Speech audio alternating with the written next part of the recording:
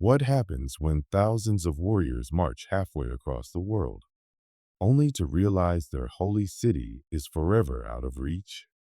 This is the moment the Crusaders finally understood Jerusalem was lost, not just for a season, not just for a generation, but maybe forever. You're standing in the blazing sun of the Levant. The air is dry, dust clings to your lips, and the horizon burns with heat. Behind you are tents of European knights, their banners torn and faded from years on campaign. Ahead lies Jerusalem, its walls shining in the distance, the city that every prayer and sermon has promised to return. But as you look closer, you see Muslim patrols, well armed, disciplined, watching from the ramparts. You see no weakness in their walls, no division in their ranks. And deep down, you feel it. Everything is about to change. The Crusaders once had heroes, Richard the Lionheart, fiery, charismatic, a king who led men through storms and sieges. But Richard was gone. What remained were weary knights, aging lords, and rival commanders who argued more than they fought. On the other side stood Salah ad-Din's heirs, men who had learned discipline and patience. They didn't need to storm castles anymore. They only had to wait. As the Crusaders crumbled, evidence burst hatch one. Chronicler Ibn al-Athir wrote that by the late 1190s, the Franks had grown weak, their numbers diminished, their will divided. The spark came with the Third Crusade. Richard had marched to the very gates of Jerusalem in 1191.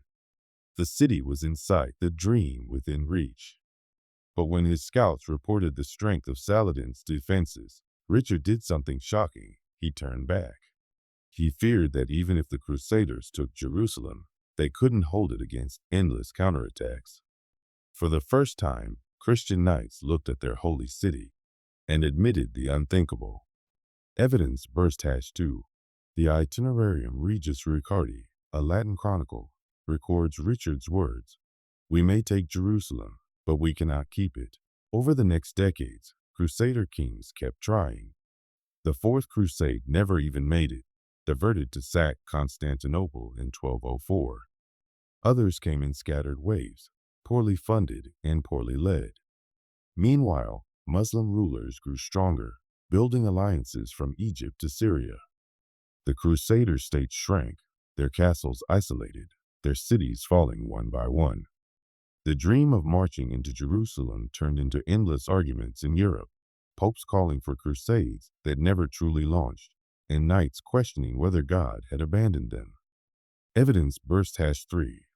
By 1244, the Khwarezmian army stormed Jerusalem, massacring thousands and ensuring the city was firmly in Muslim control.